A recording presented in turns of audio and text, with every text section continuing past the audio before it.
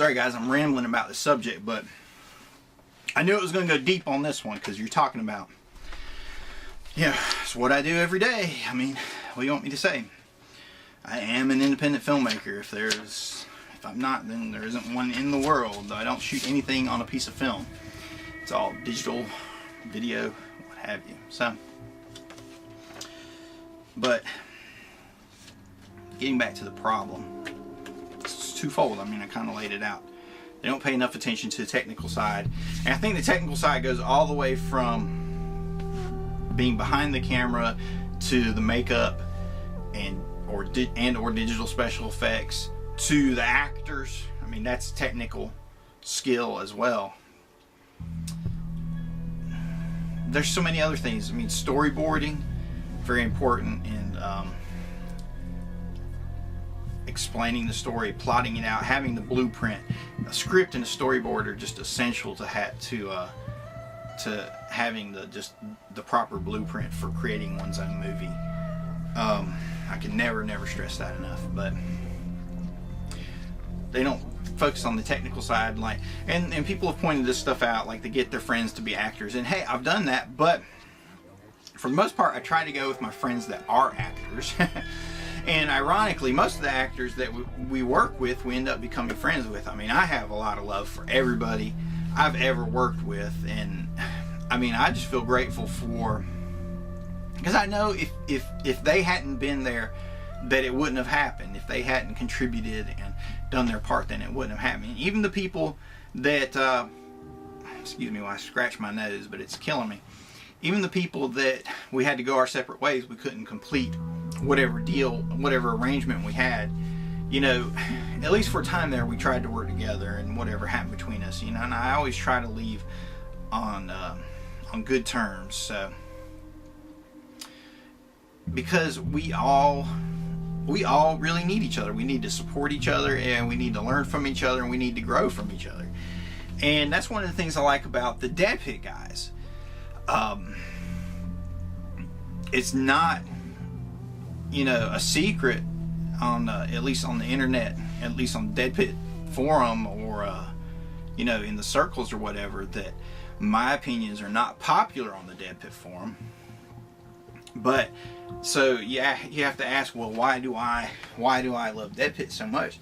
Well, that's because they do what they do. They offer their opinion, they stand behind it, and they support horror, they support the genre, and that's very important. If they weren't doing that, then who would be? I mean, and they're so consistent. They put out their new episodes every week, and they do YouTube videos, and they do the midweek obliteration on Facebook now.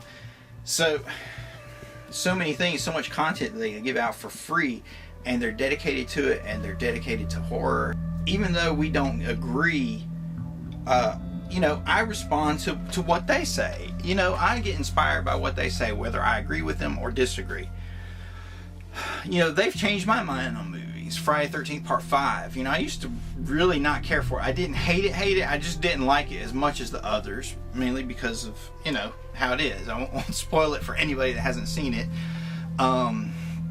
You seasoned fans in Friday the 13th files out there will know exactly what I'm talking about. But they really swayed my opinion on it, and now I love it. It's not my favorite of the series, but it's definitely one that I really enjoy. My favorites being probably Part 4, Part 7, Part 3, Part 1, Part 2, Part Freddy vs. Jason. Well, Freddy vs. Jason I actually like a whole lot, so it might be a little higher on there, but anyway.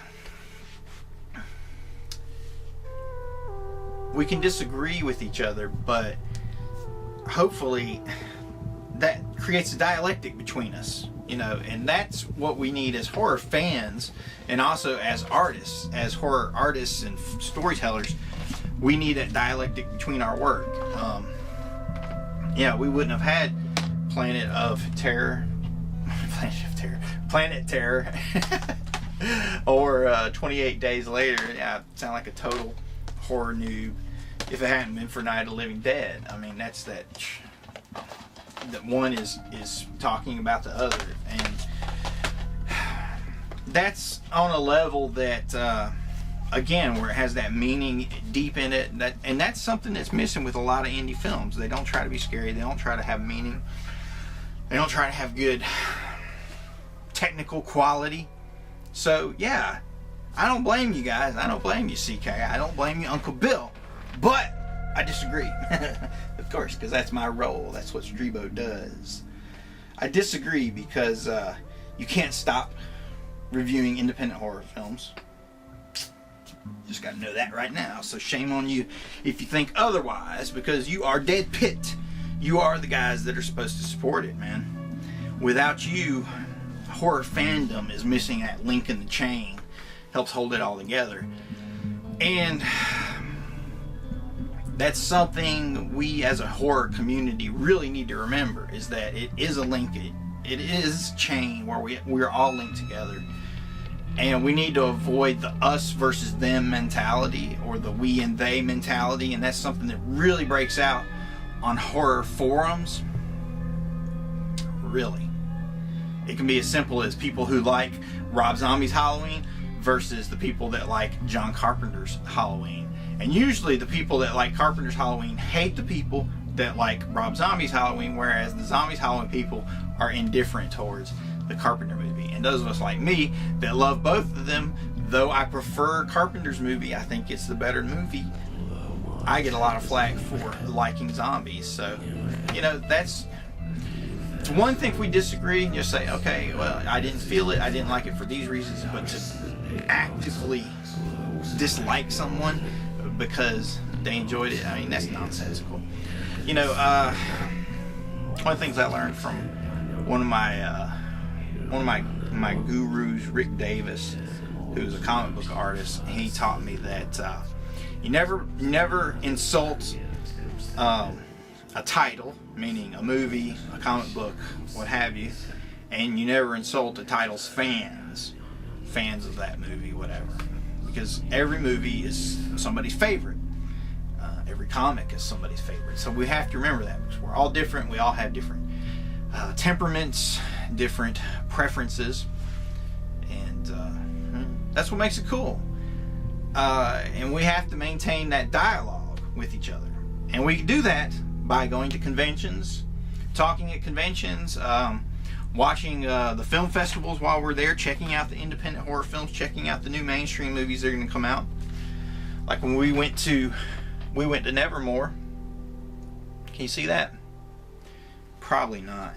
You probably won't be able to see the back image either. But I give these out at the showings. So if you're coming to Con Carolinas, ask me for some of these. It's the only way you can get these collector's cards. It's got the poster art on the front, and then it's got the little shot of Daniel. If I can get close enough. It's not going to focus. It's Daniel and his buddies before they go over to visit Sonia on Halloween night. But, well, here's the poster. I know you can see this better.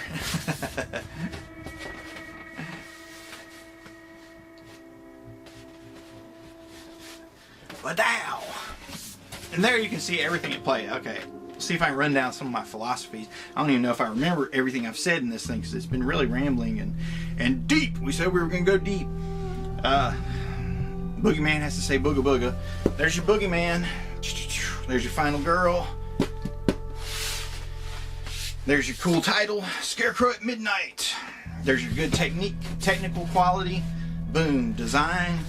I mean, my partner Brento and I designed this, and it's got all the characters from the movie in it. That particular aspect, the mosaic aspect, was inspired by Rob Zombie's Halloween poster, which is one of the coolest posters ever, and definitely the coolest one in modern horror. But we came up with the composition first, and then Brent was adding the blood, and after I went home, then he goes, "Oh, I got this idea to put the characters in the blood," and boom, there you go. Good technical quality.